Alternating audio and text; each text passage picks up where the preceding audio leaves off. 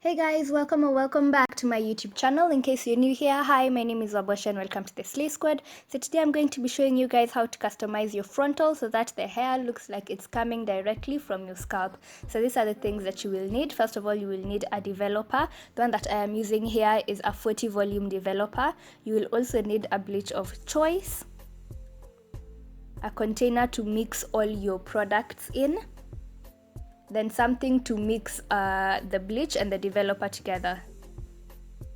The hair that I will be using today is by Nadula Hair, and as you guys know, I have worked with Nadula Hair before. They are the ones who provided the curly unit for me, and to be honest, I think this is one of my favorite hair companies. Their hair is always such good quality. It never gets messed up. I wash it so many times and it also reacts really well to the hair. So these are the bundles of hair that I am showing you guys right here. I got 18-inch, 16-inch and 14-inch, and my frontal was 10 inches, and right there I'm showing you guys that it is 100% virgin human hair, in case anyone was wondering.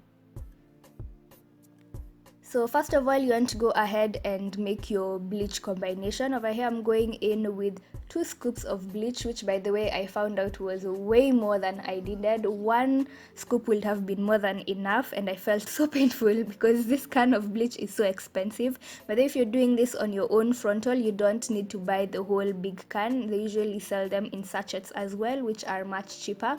So you want to put your bleach and then mix in your 40 volume developer in. And the way you want to do this is in almost a 1-to-1 ratio. I usually don't measure, I just eyeball it, and I keep on adding the developer until the consistency is the way I like it. So you want to make sure that the consistency of your bleach is very thick, and this is because if it is runny, it will seep through your frontal and then it will bleach your hair, and you do not want bleached roots. So over here I'm showing you how thick it is. That is how thick you want it to be, more like actually thicker than cake batter, so that it doesn't slip through your frontal and ruin your hair. So this, over here I'm showing you guys the frontal. Like I mentioned, it is 10 inches and we want to bleach it, and the reason that we bleach is so that we can remove the knots. And I've always wondered, when people say knots, what's this knot thing that they're talking about? So that's what I'm trying to show you guys. Where the hair is attached to the frontal, it sort of has black dots. So when someone looks at your hair carefully, they can almost see those little black dots coming through of the hair. So that's what we want to bleach, so that when you put the frontal on your hair, you can't see those small dots and it looks like it's just coming straight from your scalp, and it's so beautiful. So the way you want to apply the bleach is very lightly. As you can see, I am using a butter knife, which reminds me the knife that I was using is metal, and metal doesn't react well with bleach, so please use a plastic knife for this.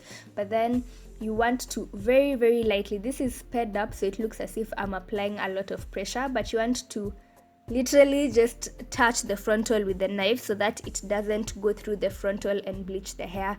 You also want to go in with some foil. Here I'm using cling film because I was all out of foil, just so that you can trap the heat and then it doesn't take the hair that long to process. Because this bleach, by the way, I don't know if it's the power or something like that, but it was taking so long. It took around 50 minutes to an hour for all the knots to get bleached. So after you've turned your hair around, you want to go through and make sure that you didn't get any of the bleach on the roots of your hair. If you find that there is an area where you got bleach on your roots, you just want to take some water and a paper towel or tissue and dab it and try to remove as much of the bleach as you can, because if you don't, you will get brown roots. There's actually a place that I didn't check and it ended up staining my hair a bit, but it wasn't a big portion. So after your knots have been bleached, you want to go ahead and shampoo your bundles. I didn't really show this part because I'll film a video of showing you guys how I wash, condition, and then deep condition my human hair. So you just want to wash out the bleach and also use shampoo. You can use a neutralizing shampoo if you wish. And I just want to show you guys how there are no more black dots. Like it literally just looks as if it is hair coming out of someone's scalp, which it's just so beautiful. So you don't really need to deep condition immediately or let the hair dry. We can go ahead and tint the lace, because the lace normally usually it comes in a color that doesn't really match the dark complexion well, and this is something new that I am trying, which is tinting the hair using tea bags, or rather ketepa tea leaves over here. So what you want to do is boil about 2 cups of water and then keep adding the tea leaves until the color starts changing and it's getting to like a dark brown. But then you want to keep on testing your water as you do this. Like right ahead, I'm going to show you guys how you test the color that the mixture has become.